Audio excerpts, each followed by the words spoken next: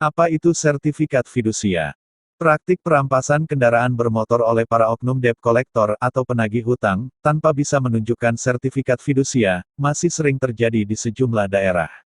Para oknum debt collector sering melakukan intimidasi, bahkan sampai melakukan kekerasan kepada para pemilik kendaraan, yang menunggak angsuran kendaraannya. Tak jarang juga, praktik ambil paksa kendaraan di tengah jalan terjadi di masyarakat. Sayangnya, mayoritas penagih hutang yang mengatasnamakan pihak perusahaan finance tidak mampu menunjukkan sertifikat jaminan fidusia. Apa itu sertifikat fidusia? Berikut penjelasannya. Sertifikat fidusia berisi perjanjian antara dua pihak, yaitu antara kreditur dan debitur. Sertifikat ini mengatur pengalihan hak kepemilikan objek atas dasar kepercayaan. Itu berarti hak kepemilikan dialihkan sementara kepada pemberi kredit namun penguasaan objek masih berada di tangan pemilik. Dalam hal kredit kendaraan, pembeli menjaminkan kendaraannya kepada pihak pemberi kredit atau finance, selama masa waktu kredit berjalan. Hak kepemilikan akan kembali berpulang kepada konsumen, jika hutang kredit sudah selesai terbayar dalam jumlah dan waktu sesuai kesepakatan.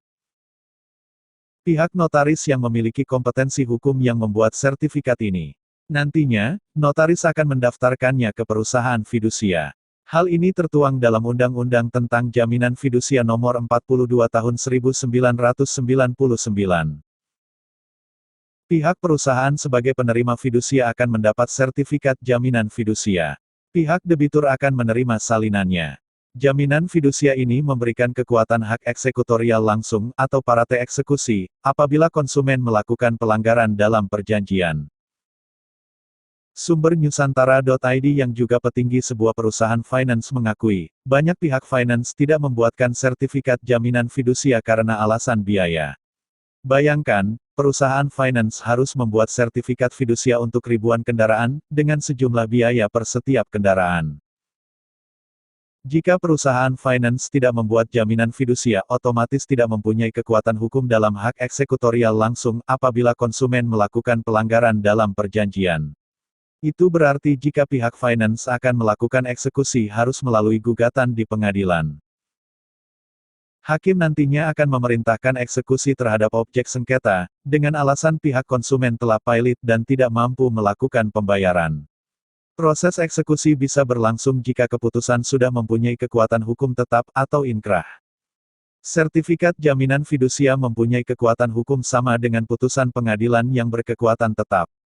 Bahkan polisi bisa mengawal proses eksekusi yang mampu menunjukkan jaminan fidusia.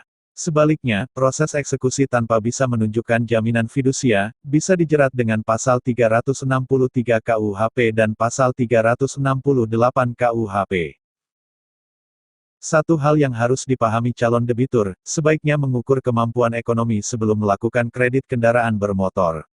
Pastikan sumber dana dan kemungkinan seretnya usaha dengan sejumlah faktor X. Menurut sejumlah konsultan keuangan, untuk melakukan kredit, sebaiknya jumlah nominal kredit maksimal 40% dari total penghasilan. Harus sadar juga, perusahaan finance berorientasi kepada bisnis untuk operasionalnya sekaligus menghidupi para karyawannya. Jika terjadi penundaan pembayaran, segera berkonsultasi atau meminta toleransi kepada pihak finance untuk mencari win-win solution. Sebaliknya, jika dalam upaya permohonan terjadi intimidasi, kekerasan atau hal mengarah pemerasan, segera laporkan ke pihak berwajib.